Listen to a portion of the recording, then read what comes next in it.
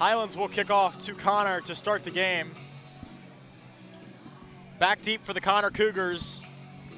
Number 4, Chase Kaplinger. He is our player to watch, and we'll get to him once the Cougars get the ball. And also back there, number 27, Shepard Dozier, who will be one of our defensive players to watch, as you know, this Connor defense definitely a big factor here this evening. Logan Nickelman will tee the ball up, and we are ready to go. Kicking also could play a big factor. We mentioned this live on the broadcast last week.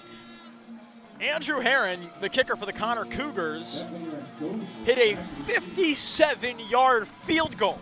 Now, he also missed the 55, but he hit a 57-yard field goal.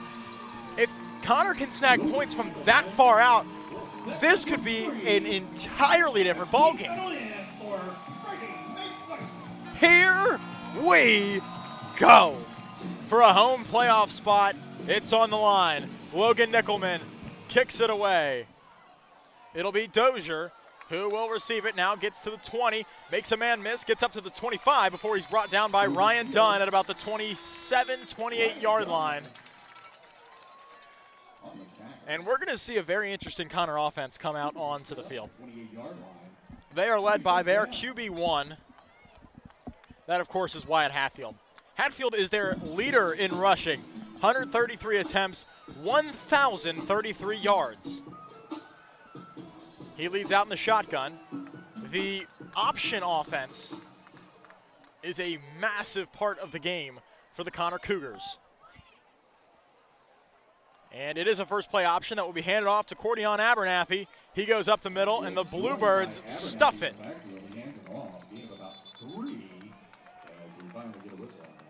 The whistle was called quite late on that. And they're going to give him a ton more yards than I had imagined. It looked like he was stopped in a pile at the 30, but they're going to say he pushed it up to the 33-yard line.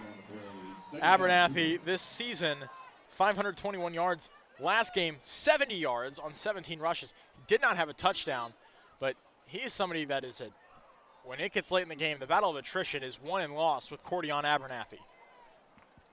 And it'll be a keeper for Hatfield. He runs it up the middle. He breaks a tackle. Uh-oh, here goes Hatfield. Makes a man miss. Now he's at the 30, 25, 20, 15, 10, 5. Can you believe it? Wyatt Hatfield. The first time he touches the football, it goes the distance. 67 yards. What a play. Here's Herron for the PAT. Wow. That is an unbelievable start to the game for the Connor Cougars. I was just getting ready to say that the Cougars need to strike early. They need to have high impact offense. And that PAT is well good enough.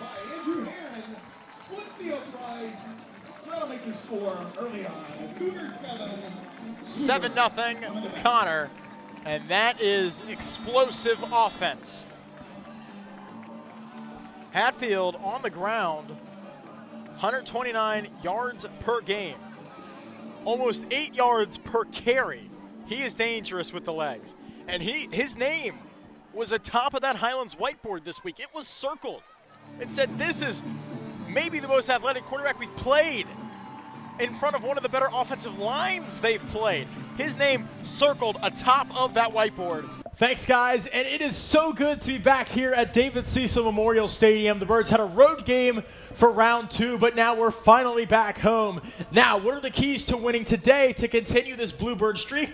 Well, first of all is matching physicality, and that goes to the defensive side of the ball. This Pulaski team likes to run the ball. They like to be physical at the point of attack, so the Bluebirds have to win at the point of attack, and it's so good to have number 70, Torrin Bryant, back from injury, because now that bumps up that Bluebirds defensive line, which really allows for great things at the point of attack, winning at the offensive line. Once you do that, I believe the Bluebirds have the speed with those big boys up front to make impact plays early in the game. Lorenzen's still in at quarterback. He has taken his throwing arm glove off. Now he's going to throw it for Jackson Arnold, who climbs the ladder again. Can he do it again? Of course. How many times is he going to climb the ladder and make a catch today? What a performance from the senior.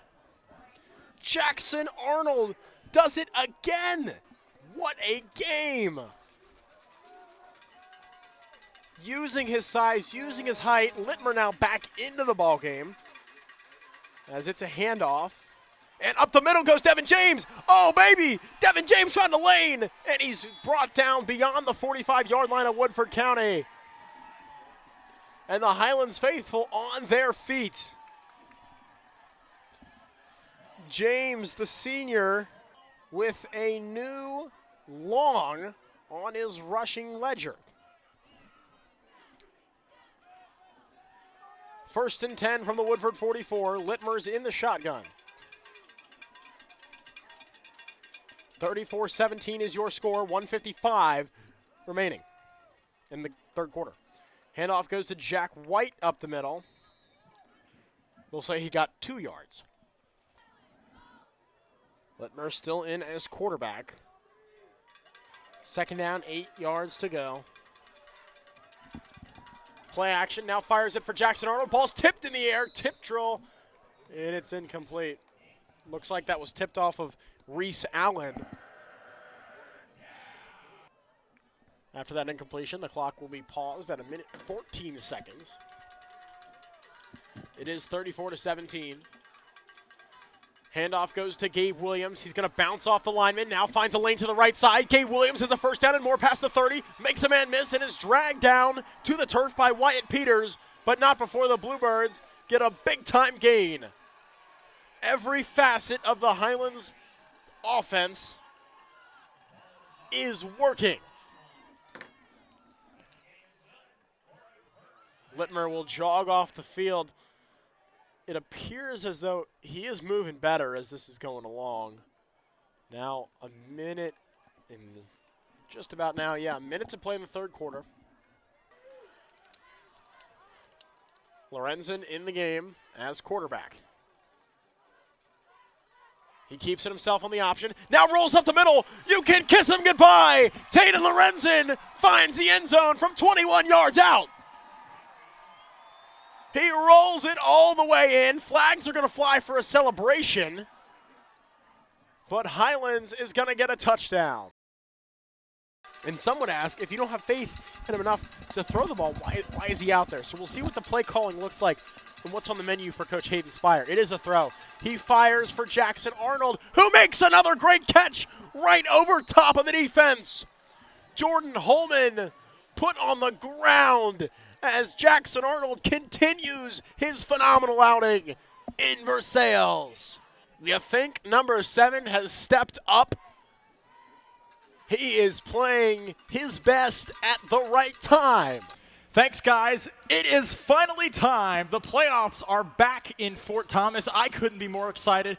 The Birds had a nice bye week to give them a cushion before the playoffs started. And I was watching warm-ups down on the field. And we'll start things off, as we always do, with the offense. QB1, Rio Littmer, was looking phenomenal. The way he was stepping into throws and firing things down the seam had me excited, because that's where I think this game is going to be won.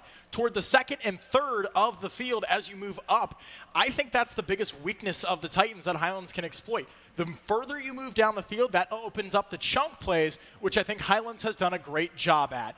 Now, the biggest thing coming into this, it appears as though Titans starting quarterback Cade Gooden is out with injury, meaning likely we're going to see Jason Hentz, the sophomore, who is 8 for 8 on the year, take over as quarterback 1 here for the Titans.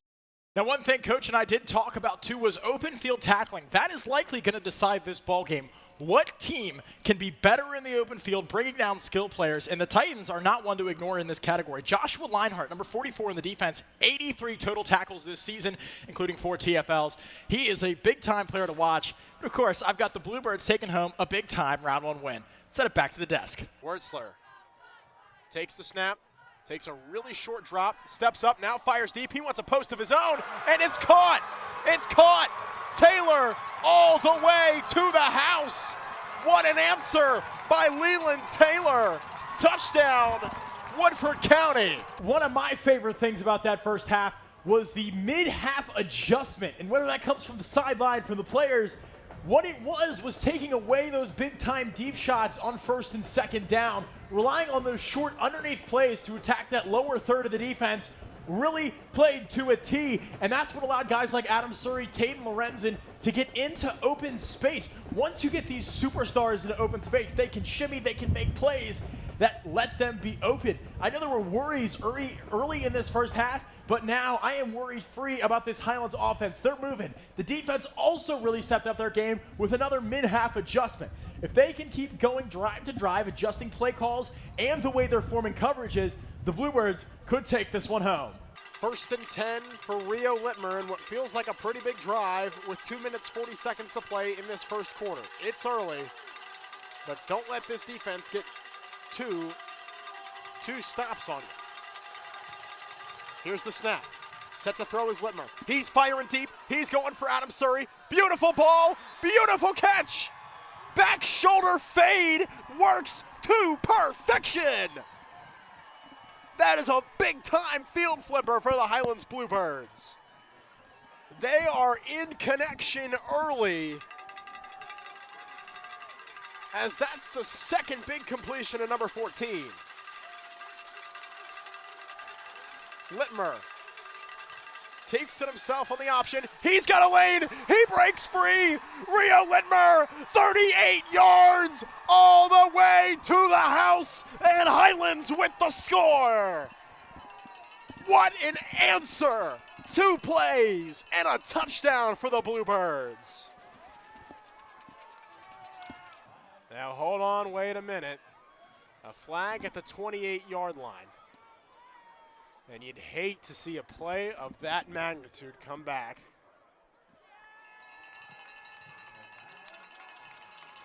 Touchdown's good, but it's a personal foul against Highlands. 2 big plays and 2 penalties, and another personal foul. Those are the things that'll kill you in the long run. And if I know Coach Spire, this halftime speech will be focused around things like that. These are 2 good football teams as the PAT is up, and the PAT is good. Yeah, the Birds are up 14-10 right now, 2:25 remaining in the first quarter. But you will quickly find out that you cannot hold with a team like Woodford County if you keep committing big penalties. Bluebirds brought down a nice student section as they are up and loud. I can hear them way on the other side of the field here. It's a great setup at Woodford County. And another very deep kickoff for Logan Nickelman, as he will be kicking from his own 25-yard line. It's up, it's away, and here is number 5, Leland Taylor, and he's going to make a move, and Taylor has a lane. He's got the kicker to beat. He rolls and is tackled by Logan Nickelman at about the 27-yard line of Highlands. That is the most dangerous man on the field. Hey, Bluebirds, we're down here on the sideline with head coach Spire. Now, Coach, what'd you see in that first half? Well, they're a good football team, and obviously they came out ready to play, and it's going to be a 48-minute game. We knew that coming in. Now, you talked about mid-half adjustments when we talked earlier this week. What were the importance of those adjustments this week? Well, a lot of them had to go early in the game. We had to adjust a lot early. Hopefully we made the right adjustments, but they're going to counter those at halftime, so we'll see how it goes in the second half. What do you expect here in the second half? 48-minute game, just like we expected going into it. Thanks, Coach. We're just about time for second half action. It'll be a nail-biter to send one team to the semi-state finals. Hey, Bluebirds, I'm down here on the sideline with Coach Spire. Now, Coach, Jackson Arnold, 2 touchdowns in that first half. Talk to me about how good of a player he is. Yeah, he really stretches the field. He's faster than a lot of people. They don't realize how fast he is, and he's got length to go with it. Now, Rio had that 75-yard rushing touchdown. Talk to me about his dual threat capability at quarterback. Yeah, that's becoming more and more something on our menu as we evolve through the season, and I think that's going to even open more things up for us offensively. What can we expect in the second half? Well, we just got to stay disciplined. We got a little undisciplined there at the end. We weren't real focused defensively the last series or 2. We just got to play, and guys that come in the game, we can't have any drop-off. Thanks, Coach.